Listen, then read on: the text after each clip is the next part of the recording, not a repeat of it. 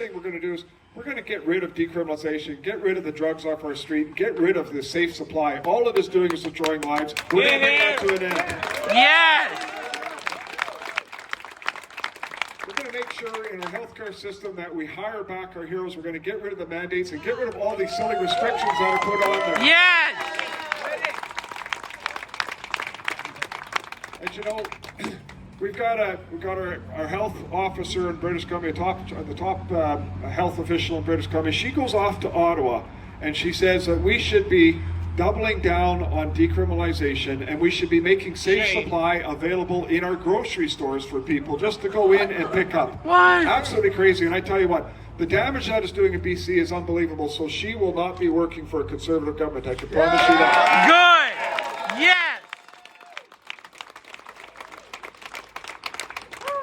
We're also going to make sure that we do everything we can to make sure that people can afford to live in this province. And so that's why we're going to scrap the carbon tax. That'll put $1,200 into the pocket of the average family in British Columbia as soon as they drop a federal writ, so we can get rid of this thing and put that money back into people's pockets in British Columbia. Yes. Yes! Woo!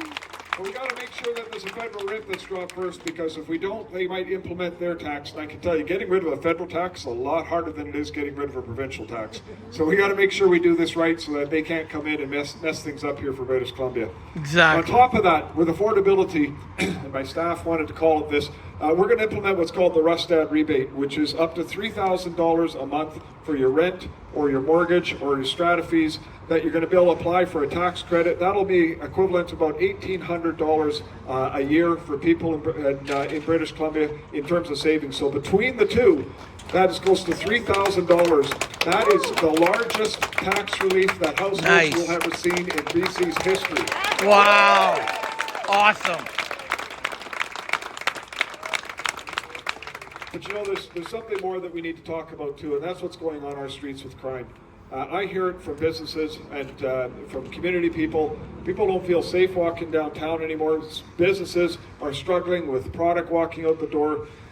You know, even people like Save On Foods is having to hire 345 security guards around the province because they need to protect their staff. That's and horrible. This is just wrong. So we need to bring an end to this the cycling of crime that's just going on in our streets. Police are telling me that 20% of the people committing crimes are doing 80% of the crimes. So we're going to make sure that we do some changes here. We're going to push, first of all, federal for changes to the bail reform. We're going to push for guaranteed minimum sentencing for these prolific offenders. We need to get them off our streets. But if Ottawa won't change what needs to happen, what we will do in British Columbia, well, actually, even if Ottawa does change it, we're going to make sure that we actually fix the problems in British Columbia. We're going to hire more judges, we're going to hire more sheriffs, and we're going to put a court system in place for these prolific offenders so that we can get them into the courts within a week or two. Yes. Not for this 18 Yes. months wait. Get these people off our streets. Go blue. But when it comes to things like serious crimes in British Columbia, these prolific offenders that have multiple charges, that have committed serious crimes, often with weapons, these people need to be taken off our streets. And I tell you, there was a story, and I've told this many times, but a story with the Dunn family in Surrey. And there was a prolific offender with weapons charges, well known to the police. And this individual was led back out and killed their daughter. And I tell you, no parent should ever have to bury their child. No. So these people need to be taken off our streets. So what we will do is if the justice system cannot deal with these people, then we'll deal with it under the Mental Health Act. If somebody's at risk of harming themselves or others, they can be held and treated and not released until they're no longer a risk to society. And I can tell you something. We will likely get a Section 7 charter challenge that says that we're taking away their rights. But I look at it this way: what about the rights of the average everyday citizen in this province that's just trying to go to work, that's just trying to live their life? Right. What about the rights of the kids to be able to go out and play in the street and be safe? What about their rights? That is what we need to protect. And so if we're going to get challenged and we cannot win, if we don't win this thing in court, we will use the notwithstanding clause, because these people need to be protected. Yeah!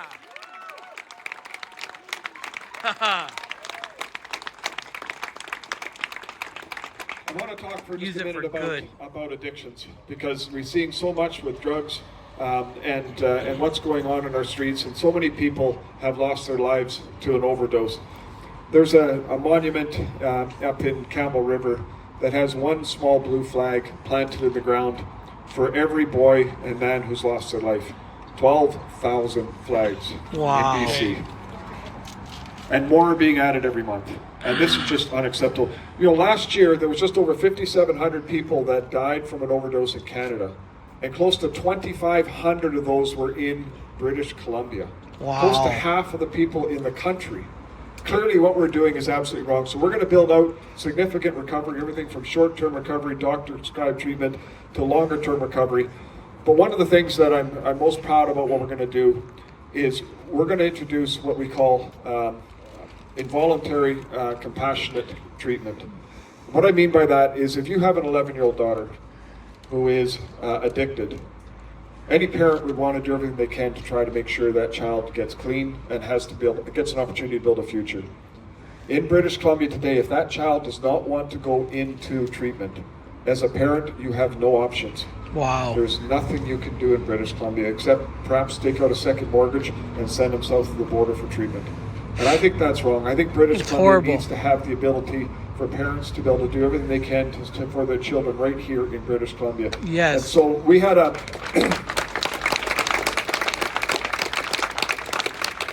meeting with the DeSoto family, and there was a case where Christian, he was 13 when he first became addicted.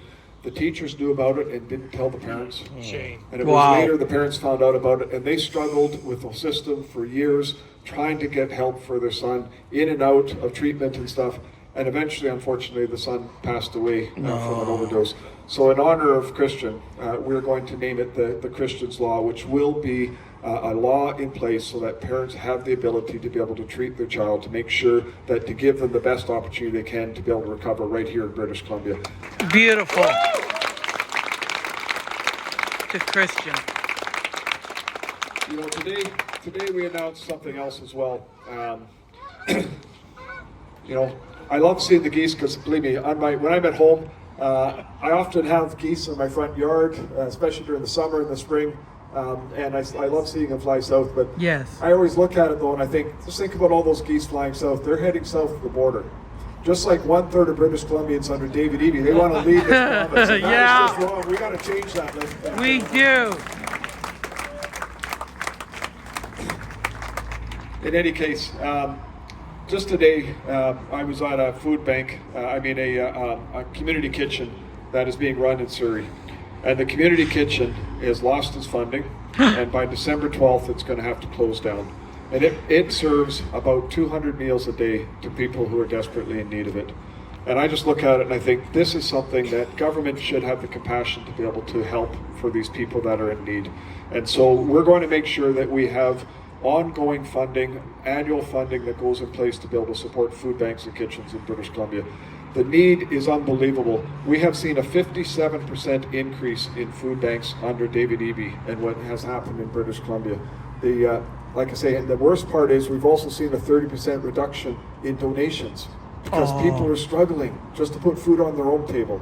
So government needs to step up to the plate in this. There's so much that we need to do for our economy and everything else, but in the short term, we have to make sure we look after people. So that's an announcement we made today that we're going to commit to make sure that we have money on an annual basis to be able to support our food banks and community kitchens for people in British Columbia. Go Blue.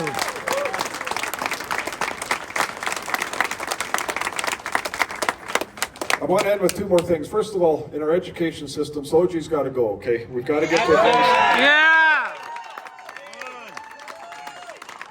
We've got to get to a place where we make sure we got a very strong anti-bullying and support program in place so that all children are feeling safe in our schools. All children can be welcome and have that support that they need. But the biggest thing we need to do in the education system is we actually have to start making sure that it's teaching kids how to think, not what to think. And it'll be a big shift for education in BC. Exactly. The last thing I want to just close with is healthcare, because our healthcare system, as I mentioned, is collapsing. It's in a crisis. Whether it's finding a family doctor, whether it's the 10, 12-hour waits for emergency rooms, or if you can even get in with the emergency room closures that are all across this province that are happening. For example, just in Merritt alone, Between now and Christmas, it's going to have 32 more days scheduled not to be open as an emergency room. And you can imagine what that's like for any community across the province not being able to have that kind of access. I have friends So our healthcare system's got to go through a big change. We are the second most expensive in the 30 most developed countries in the nation, yet we get the second worst outcomes. And it's not because of our professionals. Our professionals are doing everything they can. They provide some of the best quality service, but we don't have the same technology that other countries do. We just don't have a system that is working for people. So that's why we're doing a patients first system, where it's going to be the money's going to follow the patient as opposed to the system itself. And it's going to be universal health care so that everybody has access to it, just like it is today, government paid, but it'll be delivered by both government and non-government agencies. Right on. And by doing Yes. that'll help us to be able to retain doctors and to be able to attract new doctors and healthcare professionals in BC, and be able to make sure that we got the services we desperately want. Another flight coming in, but Take your gun out. and I just want to say, you know, that shift I think is a very important component we need in BC. But there's something locally I think we need too. And that is the hospital here has been protected, fighting not like for an Springfield, MRI Ohio. for years. The government has refused to fund it. We will fund an MRI for the community right here in the hospital here. Woo!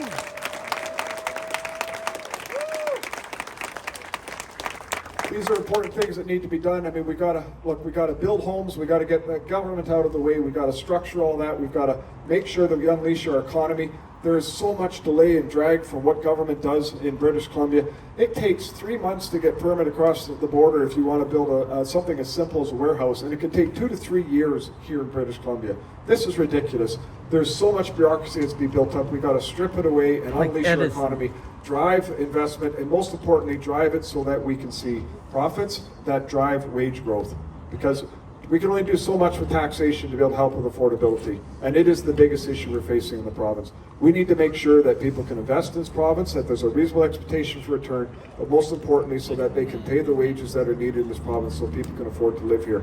1 in 2 youth are thinking about leaving BC. That's our future. That's horrible. That's everyone's kids, you know, the grandkids. This is what we need to do. We need to make sure they can see a future here. And you know, Bruce Banman put it best. And I wasn't fortunate enough to be able to have children. My wife and I have got 6 nieces and nephews. We've got a couple of grandnieces and nephews. Nice. But Bruce Banman put it best. He said, look, he had 3 grandchildren. 2 now have left the country for other jobs. One is 11 years old.